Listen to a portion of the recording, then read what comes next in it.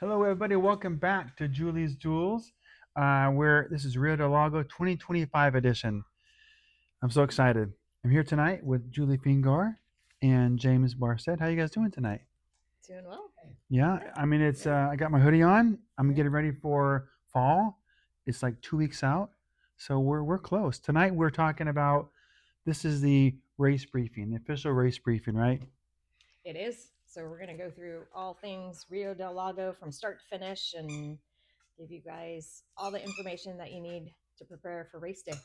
And we're gonna do a little short clip of the race course if there's any changes or things you need to know about the course. But James and I did two different videos, and they're on the NorCal Ultras YouTube page where we talked about one was 0 to 44 44. up to Auburn Overlook, and then we did the second half of the course.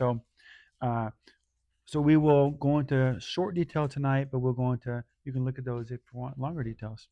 Yep. Cool. Let's get into it, huh? Let's roll. All right, well, let's talk a little bit about the history of Rio del Lago. Rio del Lago actually started back in the year 2000. The race was started by Norm and Helen Klein. They're legends in the ultra Mm-hmm. marathon world. I think Norm was a race director for Western States at one time. Ah. Helen Klein is, I think she's got world records for her age group at a number of distances. But this was their race. They started it back in 2000. And ran it until then. It used to actually take place in September when they had it, and they ran it in conjunction with a race called the Sierra Nevada Endurance Run, which was a double marathon. They had a similar course to what it is now, but it started and finished a little ways away from where we currently start and finish it. In 2011, Norm handed the race off to another race organization based out of Nevada. But then in 2014, Julie, NorCal Ultras, took over Rio del Lago, and we've been putting on this event ever since. So I think it's Wow. now 11 years for us Good math. with Yes. Rio del Lago. Yeah, I'm not good at math, but I figured out that one. One technical note: we have a dog chasing a ball in the room, in the studio. So if the camera wiggles, it's just Harry It's chasing the authentic. ball. No big deal. Okay, back to the show. Yeah, Rio del Lago fits in nicely with some of the other races that NorCal Ultras has. We've got Way Too Cool and AR50, Way Too Cool in March, AR50 in April. And what's cool about this race is it kind of encompasses the best parts of both of those races, all in this 100-mile race. Now, Rio del Lago, we do get a lot of first-time runners at Rio del Lago.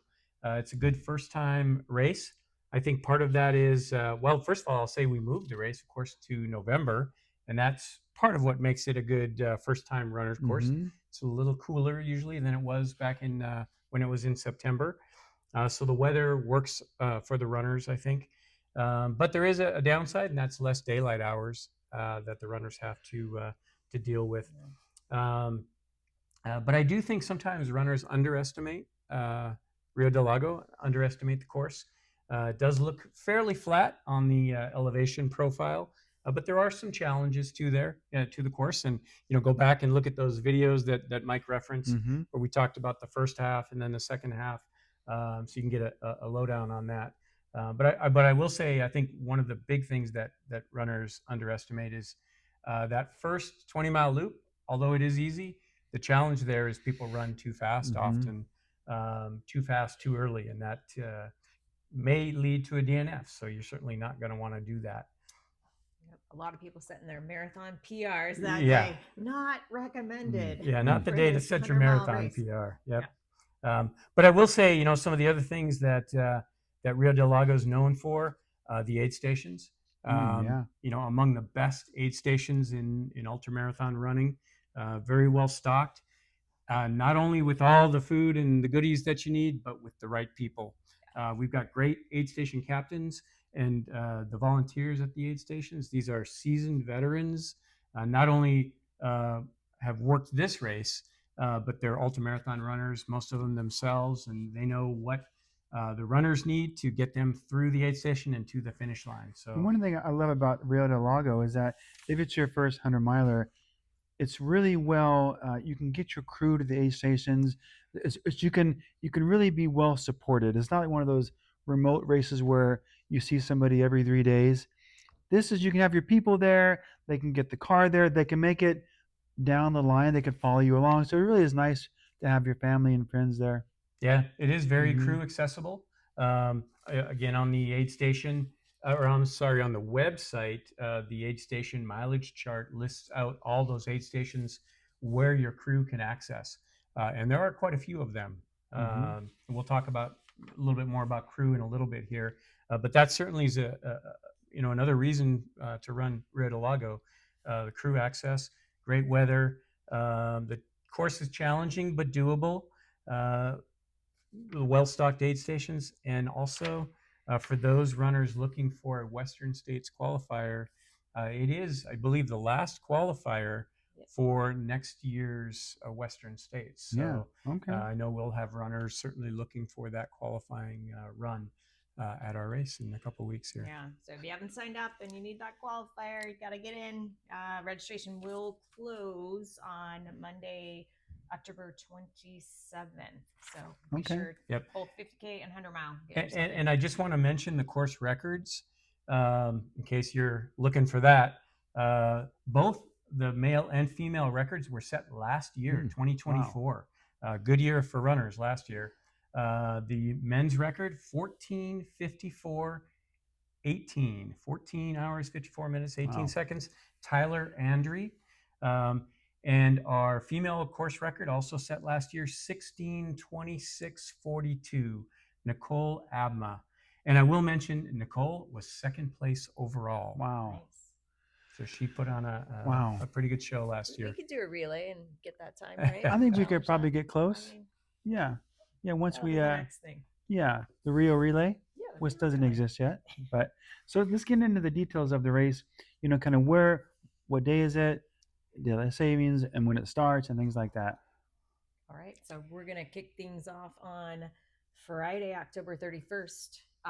This is the runner check-in Mm-hmm. for the 50K and the 100 mile race, and this is at Fleet Feet Folsom.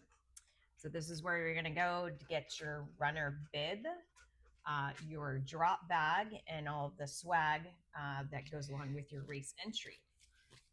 Let's show the. Yeah, it's good to know about the bags because this is one of those races where the race provides you your drop bag, so everybody has the same size, and you get what? How many do you get? 3 of these? Yes, you get as many as you need for the aid stations that you'd like Okay. to send anything to. So, but we need you to use this bag just so that we don't have to transport your entire kitchen in our vehicles to get you what you need. So, put your goods in here, and this would be something that online you can see what all aid station offers, but if you see something that's not going to be there that you need, this is where the drop bag comes in handy. And of course, if you don't have crew, but aid stations, like James said, are plentiful. Yeah. They're well stocked. We have so much food, nutrition on course to support every one of you that hopefully just in your drop bag, you might need a long sleeve shirt or maybe a change of shoes, something like that. But nutrition wise, we've got it going on for you. Yep. And there is a place on here to write your bib number. Yep. So that we'll have them laid out by number so that they're easy to find for the volunteers to get to you very quickly. And race morning, we'll have at the start area places to drop off these drop bags for each of the aid stations you want them to go to. Mm-hmm. Yeah. Let's talk about the runner bibs real quick. Sure. Mm-hmm. Yeah. So I'm displaying. This is the. Is that mine? Number one. Number one. That's yeah. Just for you. This is Mike's bib. This is the 100-mile race bib. Okay. So it's an orangey peach color. I love it. Okay. So this is going to be 1 to 499 is the sequence on the 100-mile race. The 50K is a yellow, bright yellow color here. And why we do this and distinguish with 2 different colors is that both races are starting together at 5 a.m. Saturday, November 1st at Beals Point. So both races start together and do the first 26 miles. So it really helps on the 100-mile runners to not be pacing maybe with the lead runner of the 50K. So if you see that yellow bib, you might want to slow your pace down just Yes. Just a recommendation. That's a Yeah. good. I like how this So- stands out. It's bright. So if you see yellow, slow your roll. Yeah. So, One thing I'll mention too, we start dark and early, right? It's not even Yeah. light yet when the race starts. So you might want a headlamp for that first loop. Mm-hmm. The good thing is you come right back by around mile 20, the start finish area, and you can drop your headlamp off at that time so you don't have to carry it the rest of the way if Yeah. you don't want to. Yep. Yeah. Sounds good. One other thing you're also going to get when you check in at Fleet Feet Folsom on Friday is this is a silo shoe bag. It's a NorCal Ultras and Ultra collaboration by Silo is the company that makes these. And this is a great bag. It's waterproof. You can put your shoes in here. You can put dirty clothes in here. You can fit in here. You can put Yes. yourself in here too. But this is a great piece, and you can take this with you to all your races that you do. So every runner, 50K and 100-mile, are getting one of those. Nice. It'd be good like a laundry bag if you're It is a traveling. great. I use it as my laundry bag. So there we go. Very nice. And shoes. Don't worry, Luke. I think we do have to mention the time change as well. Seems like it is our tradition that Rio Del Lago falls on the weekend that daylight savings time ends. The time falls back, and that can be somewhat confusing for runners, especially when you're deep into the race and tired and a little groggy. The time does change, but the race time does not. So we honor and we stay with daylight savings time. That's the time it is when the race starts. Okay. So when you're looking at that mileage chart and looking at the pace chart, and particularly if you're concerned about cutoffs, that's something you got to keep in mind. If you have a watch that automatically changes time, it will change. Yeah. So you're gonna have to keep that in mind. Maybe if you have a pacer, they can keep track of the actual time or the race time for you. Or if you have an old school, Timex watch or something like that, that might be a good race to break it out and use. I think it's over the easiest for me. weekend. When I do Rio, I just go in and I set the auto change to off, Good and idea. it just because I don't do trail math. I just don't want to have to do it. It's too hard to do when you're. It's easy to do tired on these smartwatches. Turn it off. That way you have one time.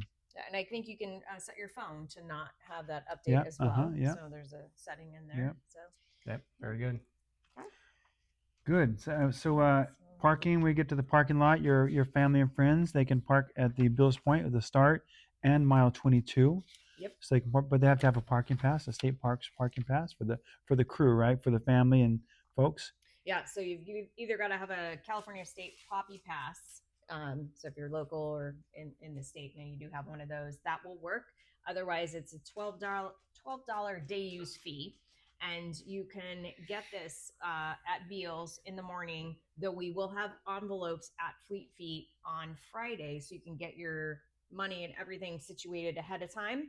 And then when you drive through the Beals kiosk in the morning, there will not be a park aid in the gate at that hour. So you'll need to take that envelope, drop that in there. You take off the stub and put that on your dashboard that you, in fact, paid for that. So there are some placards there with a QR code that you can also scan and do it electronically. Okay. So old runners have to pay for a pass. All cars. But you can take that with you to Rattlesnake. Can you take it with you? Yep. You can take it all the way through all of our hubs on the course that are state parks. How about the next day? The next day, you'll need to, as of now, purchase a separate. So this would apply to Granite Beach, really, and Beals. You'll need to get a second day use fee or pay a day use fee for that second day. But the runners, if the runners, they have a car there and they have no crew, they wouldn't. So that's a special thing that they're going to see Sherry for at Fleet Feet Folsom on Friday. If you have absolutely no crew and are in the 100-mile race only, she'll have a special pass for you to have a car. Okay, good. That's good to know. And race morning, I'll be announcing, and I will try to remind everybody to take care of that parking. We don't want to see anybody get ticketed. Any vehicles get ticketed at the park there. Can I just say, the public libraries have state parks passes. I use those. Oh, do they? Oh. I've been using those for years, but now that I said it, I'm gonna have to get mine early. Yes. Yes. But yeah, go to your library. They have multiple passes, and you can take it out for a week at a time. So get it on Thursday or Friday, and it's good for the whole week. Wow, that's good Yeah. I information. just learned I that did the not other Yeah, know day that. Yeah. from yeah. one of our medics that's going to be Hmm. supporting at Rattlesnake. So She you told me could get, if you don't have the money, just go by the library, pick it up. That's what I do. Okay, onward. So what's next? We talked about the how about the timing and tracking? That's all. We have a official timing on the course this year. Yep. Capital Road Race Okay. Management is our official timing company. And we will have a live tracking link that will be posted on our website shortly. And then on course, we will have split mats at Willow Creek, which is mile 9, Beals, mile 21, Granite Beach, 26, Rattlesnake is 36, and 86, and Overlook is 45 and 76. No Hands 49 and 72. Auburn Lake Trails ALTs at mile 59, and the Cool Fire Station at 69. So there are many locations on course where we have the split mats, and that's super helpful to your crew and family and friends who are trying to track you. So at all of those points, you'll run over a mat. It'll capture your time there, and it'll be uploaded to that live tracking link that we will have for you. And there's one mat at the aid stations. There's not an entry mat and an exit mat. So if you're tight on time, get through the mat. Correct. Yeah. Well, we'll get to cutoffs because you do have to be out of that aid station Yeah. before that cutoff Okay. time. So, yep. All right. Yep. And then we will have a live stream this year again. I hear great things about the live stream. Just people love it. I think it's the best part of the course I've heard from my circle of people. Yeah, it's fantastic. So a live Mike stream is our anchor, so he is fluffing his work. Saturday morning, race morning, 4:30 a.m. We'll be on. We'll talk to city officials. We always like to have local, from city of Folsom, and different folks will come out. I'm not sure who yet, but I'm sure you may know already. But we'll have those folks coming out. We'll go live until 1 p.m. Then we'll take a little bit of a break during the day and come back for the Saturday night party, 7 to 11. And the overnight, we're going to take a nap, get some sleep, and then come back for race morning and do 5 a.m. until the race is done. And after 11 p.m., when our live stream, when the interview section goes off, there will be a finish line cam from 11 p.m. to 5 a.m. Mm-hmm. And so you'll still be able to see your runner finish at Beals Point, the finish line, during that time. Okay. People walking around and whoever's talking, interesting conversations that they don't know they're being recorded. Yeah, Good stuff. And when the live stream is going, there'll be 2 screens. Dylan O'Connor, who's in charge of our production, who does a great job. There'll be 2 screens, so you can actually see you interviewing our city officials and volunteers, and then you can actually see the finish line camera as well. But nice. when we're off for the live stream interview section, it'll just be that finish line cam as the main marquee during that time. I love it. Sounds good. All right, let's talk about the course a little bit here. Now, we do have the detailed descriptions of the course on the other videos that we did. But I will just remind you to, and I'm sure you're going to want to print up or have accessible the mileage and pace charts available to you. It does list, the faster runner time, the mid pack, and the 30-hour, and of course the cutoffs. There may be runners that might be close to those cutoffs, so you're going to want to know when those cutoffs are. But again, I'll just remind you, it's very clear where your crew can access and where they cannot access. But it also highlights where your pacers can join you, or you can change pacers, and where we have medical as well. So study those charts, get familiar with them. They're on the website. It is your responsibility to know the course and know the cutoffs. As Julie mentioned, the aid station captains will make sure that the runners are out of the aid station by the cutoff time, or those runners will be pulled from the race. Course markings. Yep. Julie's holding up our orange ribbons. All of the NorCal Ultra races, we use orange ribbons. For Rio Del Lago, all of these ribbons will have the reflector tape on Okay. them. That reflector tape is great. At night, you can see those from a Oh yeah. long ways away with your headlamp. The headlamps illuminate that, reflect off of that, so you can follow those. We're going to have the course marked. Throughout with that, we'll have some people on course at a few strategic locations as well.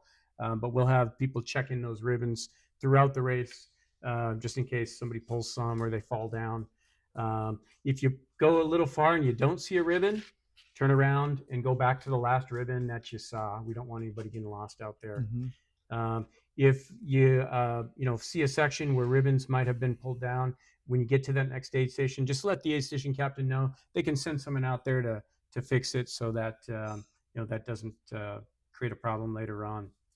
And again, as James said in the video that Mike and James did on the course review, both sections 1 and 2, be sure that if you are in a pack, that you're not following the leader and you assume that the leader knows where he or she is going. So this happens all the time. I've done it in races personally, but again, your responsibility to know the course and look for those orange ribbons. So if you don't see those and you're following a group, you might want to let that group know, hey, I think we need to backtrack and get back on course. So it happens. Yes, absolutely. And folks can go on the website and they can download the map or the route to their phone. Yep, it is on the site under the course section, and it's there. But race day, it could follow the ribbons. Follow the ribbons. There could always be a last minute change, so always follow the ribbons as the default. And speaking of last minute changes, I guess this one isn't quite as last minute, but there was an update to the course. The No Hands Bridge aid station has been moved just a little bit due to some construction around No Hands Bridge. So it will extend the distance from that No Hands aid station to ALT, and then coming back from Cool back to No Hands. The mileage and pace chart on the website has been updated already with that information. So that is a change.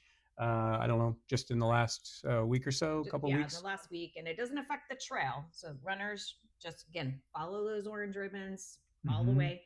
Just affects the placement of the aid station. So you're going to see that aid station a little bit sooner as you're coming from the Auburn Overlook down to No Hands Bridge. So that aid station will show up just before you might expect to be on the bridge. And then again, that it makes that extension to Auburn Lake Trails just a hair longer. Nothing drastic, nothing dramatic, just letting you know. And again, giving you that correct mileage on that pace chart. Yep. Good to know. A little longer, but no big deal. Yeah, now that section from No Hands Bridge to ALT is a long section. And our aid station captain there is great. She's going to make sure you have everything you need to cover that section all the way out to ALT. Just a reminder, there is no crew access at ALT. That is private roads back in there, and we don't want anybody trying to go back in there. And since we're talking about ALT, I guess we can talk about cutoffs and drops. As we mentioned, all the cutoffs are listed on the mileage and pace chart, so be familiar with those. If you do have to drop for some reason, let the aid station captain know.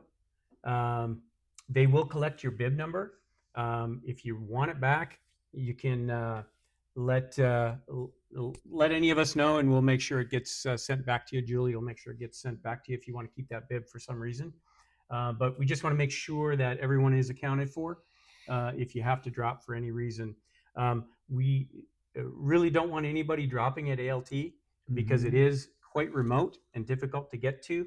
If for some reason somebody can't move on out of that aid station, they're going to have to wait a long time before we can get them out of there. So if you're having difficulty coming through there, if you can keep going and get to the Cool aid station, they can take care of you there. And that is a crew accessible area as well. So that's the place to drop if you have to. We don't want anybody to drop but things do And happen if out there. you'll be surprised if you start walking and you get some food and refreshment, you start walking 20 miles, 10 minutes, hour later, you may be feeling like I could keep walking. Yep, You things never can know. happen. Yep. And it Hmm. is much colder to sit and wait at that ALT Oh, aid station than it is, as Mike said, just oh. to march on down that trail and build some heat in your body Hmm. That's a good and point. then get on to the next one. Course safety. Safety is our top priority. We want to make sure that everyone has a good time out there, but we want to make sure everybody is safe throughout the entire race.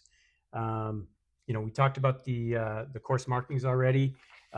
We do have medical people at various places on the course at the start finish, Rattlesnake Bar, the Overlook, which you go through twice. Rattlesnake you go through twice as well. And at Auburn Lake Trail, there is some medical support out there. They can help you out if you've fallen, maybe scraped a knee or elbow, or rolled an ankle, something like that. They can help you out. Hmm. Their goal is to have you finish the race as well. Um, they're out there for basic first aid. Um, if you're having an issue or concern, let the volunteers, let the aid station people know, and they'll do their best to take care of whatever those concerns are for you. Yeah. All right. Talk a little bit about crews. Crews. Yeah. I mean, this race is very crew accessible. It is, versus some other 100 Oh, yeah, milers. yeah, This is yeah. one of the more crew accessible races. We do list all the places where your crew can go on that mileage and pace chart. I will say where it says no, please do not have your crew go there. And in fact, if it's a no crew aid station, and somebody does go there, it could equal disqualification for you as a runner, and we don't want that to happen. Hmm. There is no crew accessibility at those places for a reason. Oftentimes, it's safety. So please, make sure your crew is aware of where they can and can't go. But those places are pretty easy to find. There are some great places for your crews to go, very accessible, lots of parking. Beals Point, the start finish area. Come through there again at mile 21. Granite Beach, lots of parking there. Rattlesnake Bar, there's a lot of accessibility to. The Overlook, great place where the runners Hmm. come through. You can spend some time with your runner there, and the cool fire station. So those are the places where your crew can go. I know you look forward to seeing your crew, and those are some good places to see them. Some of those you'll be able to see them twice. Let's talk about pacers. My favorite, Yes. the hero's bib. Yeah, the hero's bib. This is the people that save you, that make you tell you jokes, give you nutrition, tuck you off the ledge. I've had a lot of lonely nights with good friends. It should be paid like a therapist. I know, right? I know. Yeah. So Mike was just holding up the pacer bib, which you're going to get at two places, either at Fleet Feet Folsom on Friday, and you'll need to sign the pacer waiver, turn that in exchange to get bibs, or on Saturday at Beals Point at the NorCal Ultras tent from 10 a.m. until 11 p.m. You have to go to one of these places to get your pacer bib. There are no exceptions. There will not be any pacer bibs at Overlook, any place else that a pacer can start. And trust me, we've had numerous people go to Rattlesnake and Overlook and wait for their runner expecting to pace, but did not follow the protocol. We have to do this for safety and liability reasons. So please check in at Folsom, Fleet Feet Folsom on Friday, or at the finish line on Saturday. Okay, all right. Sounds good. Now, this is the best part of the show, food. What's food? I'm hungry. We get to the food part. What's on course? So aid stations have all kinds of goodies, right? We got all your normal stuff, your potatoes, salty sweet snacks, Cokes and ginger ale, Red Bull. We've got Red Bull I mean, on that's course, pretty too. nice, Scratch has the high carb drink at Bill's Point and the Overlook. So those two different scratches, the high carb and the regular. So they'll have that. Overlook to have that new that's that hot apple cider that scratch. So good. Yeah, Mikiko and her team will have at Overlook some nice scratch hot apple cider, which is super cool. Of course, quesadillas, veggie broth, cocoa and coffee. That hot food can be a lifesaver at night. Oh yeah, yeah. Yeah. Of course, if you're gluten-free, vegan options as well. So lots of stuff at the aid stations. Yeah, and on the website we have a course nutrition which details out every aid station, what goo gels will be at each aid station, caffeinated, non-caffeinated, the Scratch hydration drink, Scratch energy chews, jam bars, our bar sponsor. Yeah. And those, I went to the ends of the earth to detail out whether they're vegan or gluten free for you. So take a look at that. And of course, we'll have salt stick electrolytes out there for you as well. So every aid station is detailed out what we've got in the nutrition department, along with all the goodies that Mike just talked about there. Now, nobody does this. I'm just saying, Julie Fingar does this, but I've not seen a race where they have this detail. It's 2 pages of what is at each spot. So if you really want to know, you can geek out and be ready to roll. The other good thing is you can try some of that stuff beforehand in your training, so that you know that it works for you. And if you want to try the Scratch, if you haven't tried Scratch, we are all big Scratch fans here, but we did an interview with Makiko from Scratch, and that's on our NorCal Ultras YouTube channel. And so you can check that out. And she talks about the differences between the electrolyte drink and the high carb, and all good things Scratch. So check that out. Yeah, it's important to know because you have time to get it now and do some of your taper runs. Just checking out if you like it. Yeah. Okay, cool. Finish line festivities, huh? Well, first of all, before we jump into that, I want to say no littering. It's a privilege that we have to be able to run on these trails. So we want to make sure we respect those trails. If you've got any trash, just pack it. Put it in your pack or hold on to it. And drop it at the aid stations. There's plenty of trash receptacles at the aid stations along the course. So drop it there. We just want to make sure we have the ability to continue to do these races. Yeah, we also have the TerraCycle bins too. Yeah. And there's a video on our NorCal Ultras YouTube channel that just talks about this. And this is where you can throw all your course nutrition wrappers. Any kind works. Okay. Doesn't matter. Throw it all in there. We mail them back. They help support the landfill. It's a great program. So try to do that. And that receptacle will be located on the aid station table typically, but it'll be there, has a sign on it that says TerraCycle. Okay. Yeah. Good. All right. The finish line, where everybody wants to get to. The finish line at Beals Point, there's going to be a lot going on. And that's where you're going to get your medal, your buckle, all the swag. Finish line for both races, 50K and 100 miles, are both there. We have a handcrafted medal by Sam Fiandanca. He's the race director for Brazen Racing. Yeah, so he's making the medals. That's awesome. That's right. Yeah. That's right. Right. Our 100-mile finishers will also get the race buckles, which we have shown right here. The sub 24 race buckles and the sub 30 race buckles. Nice. So that's where they'll get that. But there's more. There's lots of food, and there's beer from Dust Bowl Brewing Company. So if you're in the mood for a beer after running 100 miles, some of you will be, I'm sure. Maybe 4 in the morning. It's raining. Nothing says beer but that, does it? Yeah. And the beer garden will be open on Saturday for the 50K finishers too. Oh, nice. So okay, great. 50Kers, you're going to get all this hoopla as well on Saturday after your finish. But we're also going to have some of our sponsors out there. Ultra, our presenting sponsor, will be out there. They'll have a tent with some of the shoes to show you, and they can talk all things about shoes. Jambar. I mentioned Heidi Garner Studios. She has some amazing artwork that she puts on all kinds of things, running related things like hats and sleeves and all kinds of good stuff. She'll be out there. I know our runners are going to be looking for massages. So we're going to have lots of different massage people out there. Massage by Yvette will be out there for our 50K runners, I believe. Okay.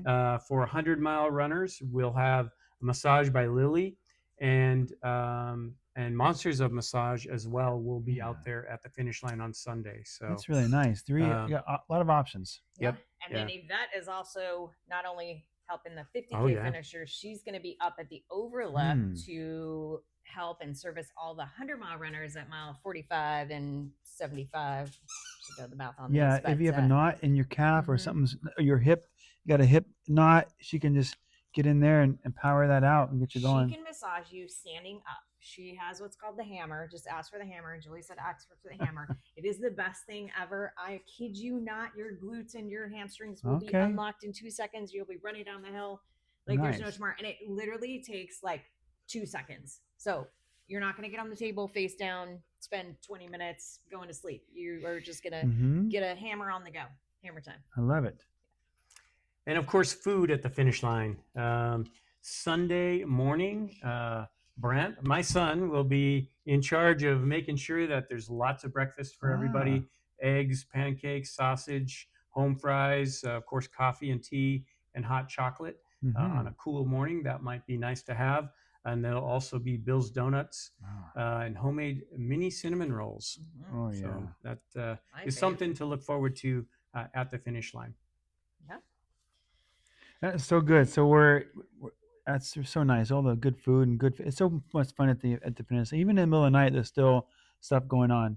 So pretty exciting. Yeah. So you're done with the race. You got your reward. You got your breakfast. You got to get your bags, right? You Yeah, got to pick drop those up bags. because you're not going to mail them out. We are not. So you need to get one of your crew members or family or friends, somebody that's around, or one of our volunteers. They will gladly help you to go get your drop bags for you and then bring Okay. those to you so that you'll have those and don't call me Sunday night looking for your brand new pair of Ultra shoes that you Ooh. just purchased and you need back. So please really try to get those drop bags. We do donate all of the clothing and shoes to a local charity at the beginning of the week. So pick up those drop bags. Okay. And they have until what time Sunday? Sunday at noon. Okay. Yeah. So Sunday at noon. So we Just 2 hours after the finish, yeah, or we, an hour we after tear finish. down very quickly because we have to tear down and then unload at our warehouse. So again, try to make that deadline, please.